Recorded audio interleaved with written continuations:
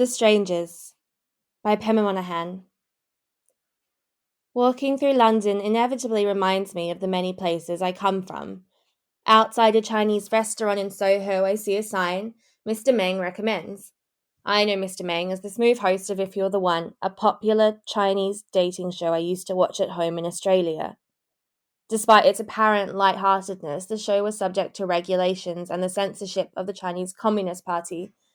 One of the hosts was a party psychologist, employed to ensure that the ideals portrayed toed the party line. I was born in 1994, in Perth, a place where watching a Chinese Communist Party controlled television show could feel safe. Around 40 years before my birth, Tibet was invaded and suppressed by the People's Liberation Army of the CCP. My grandparents took their 4 children and fled the new regime, which continues to oppress Tibet today. They crossed the border into Dharamsala, India, itself still dealing with the consequences of the recent partition, where they were granted a type of refugee visa that requires them to reapply every year. My mother was born afterwards in India and therefore entitled to citizenship.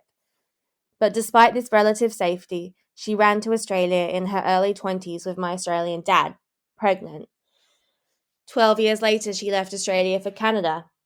My dad's family are also migrants from Croatia, Ireland, and Wales.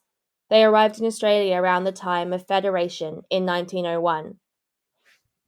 All this to say, migration is in my blood and in the ocean I swam in as a girl. And like my ancestors, I've moved somewhere new. But while those before me were fleeing war, colonization, poverty, famine, I just prefer London. I'm running towards, not from, towards love, community, sometimes anonymity. Though my life in London sometimes feels precarious, I've never belonged anywhere like I belong here.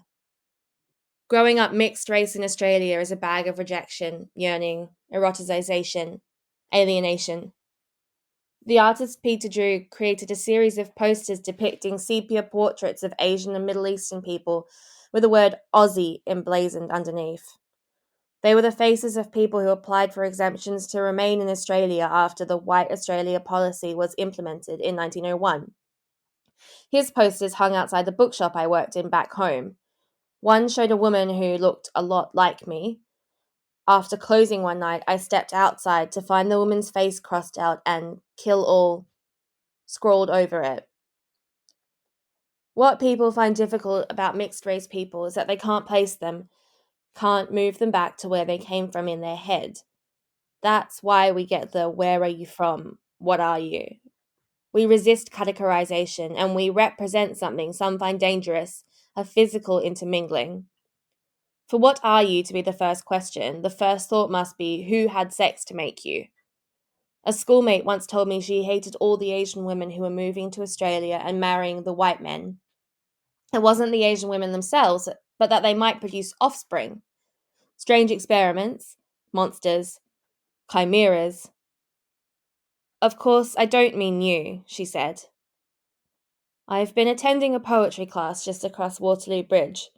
I like to walk there, across the water. Looking over the river, I can see a topography of trauma.